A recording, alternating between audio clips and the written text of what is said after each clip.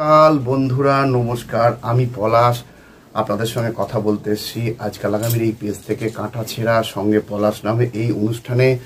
আজকের বিষয় হলো কালীগঞ্জের বিধানসভা উপনির্বাচনে তৃণমূল কংগ্রেসের গোষ্ঠীদ্বন্দ্বের মধ্যে প্রার্থী হওয়া আলিফা আহমেদ কি পারবে সমস্ত রকমের বাধা অতিক্রম করে রেকর্ড ভোটে জিততে। আজকের এই বিষয় নিয়ে আমি আলোচনা করব, কারণ এই আলোচনার মধ্যে রয়েছে গত লোকসভা ভোট, একই সঙ্গে রয়েছে কালীগঞ্জ বিধানসভা কেন্দ্রের প্রয়াত বিধায়ক নাসিরুদ্দিন আহমেদের স্মরণ সভার দুটি ঘটনা। বিষয়টি হলো এখানেই যে গত লোকসভা ভোটের সময় আমরা দেখেছিলাম সাংসদ মহুয়া মৈত্র ও বিধায়ক নাসিরুদ্দিন আহমেদের মধ্যে দ্বন্দ্বের বিষয়টা এই মুহূর্তে যা সর্বজনবিদিত। নাসিরুদ্দিন আহমেদের মারা যাওয়ার পরই দুটি স্মরণ সভা হয়েছিল।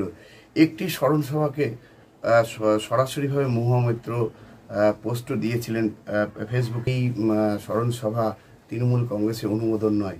সেই স্মরণ সভাতে দেখা গিয়েছিল 5 জন বিধায়ক এবং রাজ্যের মন্ত্রী উজ্জ্বল বিশ্বাসও সেই স্মরণ সভায় ছিলেন। পাশাপাশি আরও একটি স্মরণ সভা হয়, যে স্মরণ সভা মহুয়া মৈত্র সাংসদ মহুয়া মৈত্র ফেসবুকে পোস্টও দিয়েছিলেন। সেখানে তিনি স্মরণ সভার একটি আয়োজন করেছিলেন এবং সেটাই যে দলীয় স্মরণ সভা বলে তিনি উল্লেখ করেছিলেন। আমরা দেখতে পাচ্ছি যে গত লোকসভা ভোট বিধায়ক ও সাংসদের মধ্যে দ্বন্দ্ব এবং পরে নাসিরুদ্দিন আহমেদের মৃত্যুকে নিয়ে হওয়া দুটি স্মরণ সভা জুড়ে গোষ্ঠীদ্বন্দ্ব, এবং সেই গোষ্ঠীদ্বন্দ্ব কার্যত এই মুহূর্তে কালীগঞ্জে রয়েছে। তারপরে কালীগঞ্জের এই উপনির্বাচন ঘিরে 2 জন প্রার্থীর নাম সম্ভাব্য হিসেবে উঠে এসেছিল। জেলা পরিষদের সভাধিপতি তারান্নুম সুলতানা মীর ও পঞ্চায়েত সমিতির কালীগঞ্জের সভাপতি শেফালি খাতুনের নাম উঠে এসেছিল।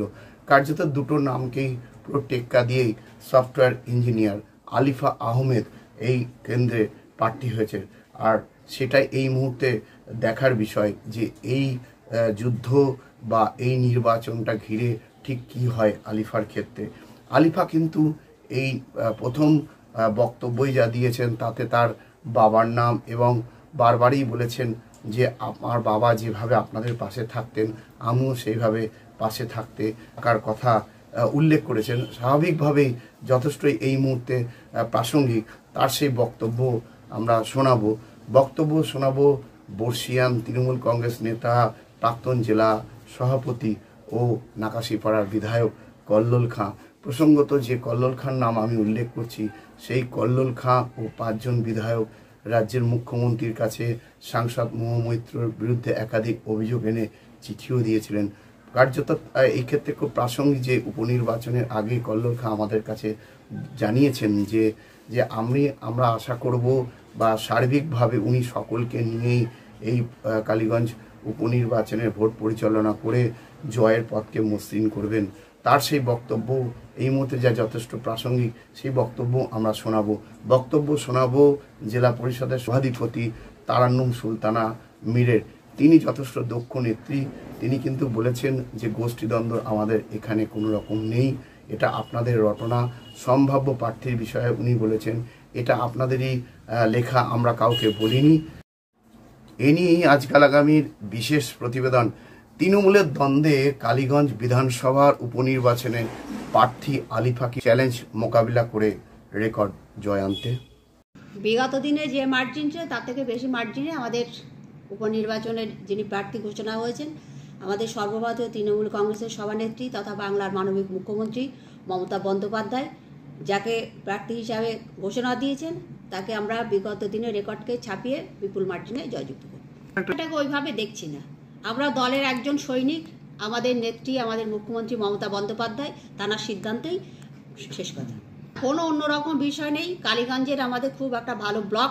বিগত দিনেও আমরা দেখেছি লোকসভা নির্বাচনে, বিধানসভা নির্বাচনে বা আমাদের পঞ্চায়েত নির্বাচনে কালীগঞ্জের ব্লকের সমস্ত নেতৃত্ব, কর্মী, সমর্থক সবাই এককভাবে একদম সংগঠিতভাবে তার নামবে। এটা আপনাদের নিউজ চ্যানেল করেছে, সেটা আমরা কাউকে কোনো লেখার জন্য বলিনি, আমাদের নামটা লেখার জন্য তারা তাদের মতো করেছে, আমাদের কোনো কমেন্টস না নিয়ে। নাসিরুদ্দিন সাহেবের কন্যা বোন আলিয়া সর্বভারতীয় তৃণমূল কংগ্রেসের তরফ থেকে গাছের উপর জোড়া ফুলে প্রার্থী হয়েছে উপনির্বাচনে এবং নিশ্চয়ই সেই প্রার্থীকে আমরা সার্বিকভাবে নাকাশিপাড়া সহ কালীগঞ্জের সর্বস্তরে মানুষের যাতে আশীর্বাদ দোয়া শুভেচ্ছা পায় সেই ব্যাপারে তৃণমূল কংগ্রেসের আমি দীর্ঘদিনের কর্মী হিসাবে এবং বিধায়ক হিসাবে সার্বিক তার পাশে দাঁড়িয়ে যাতে জয়লাভ সুনিশ্চিত, আরও বেশি ভোটে যাতে মানুষের আশীর্বাদ দোয়া শুভেচ্ছা পায় সেই ব্যাপারে আমাদের লক্ষ্য থাকবে যে সর্বস্তরের কর্মীদের সঙ্গে নিয়ে সাহেবের কন্যাকে আমরা জয়যুক্ত করব। এটাই তৃণমূল কংগ্রেস কর্মীদের আশা সমর্থনের জন্য প্রস্তুত হয়ে আছে। তৃণমূল কংগ্রেসের সভাপতি যিনি আছেন তিনি তো নিশ্চয়ই বলবেন না দলের বাইরে গিয়ে যে ওই তৃণমূল কংগ্রেসের প্রার্থীকে ভোট দেবেন না।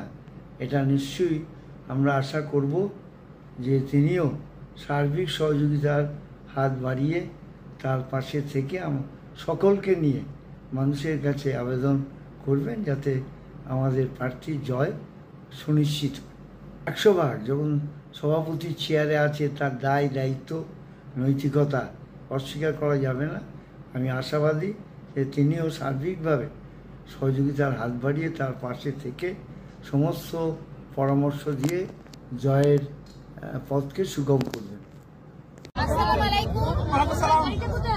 নমস্কার যারা আমার হিন্দু ভাইরা এখানে আছেন, আপনারা জানেন যে আজকে তৃণমূল কংগ্রেসের পক্ষ থেকে প্রার্থী ঘোষণা হয়েছে এবং আমি প্রথমেই আমাদের সুপ্রিমো আমাদের দিদি মমতা ব্যানার্জিকে অনেক অনেক ধন্যবাদ জানাই এবং অভিষেক ব্যানার্জিকে অনেক অনেক ধন্যবাদ জানাই, কারণ ওনারা কালীগঞ্জের প্রার্থী হিসেবে আপনাদের পাশে থেকে আপনাদের কাজ করার জন্য আমাকে একটা সুযোগ করে দিয়েছেন, তাই আমি তাদেরকে ধন্যবাদ জানাই।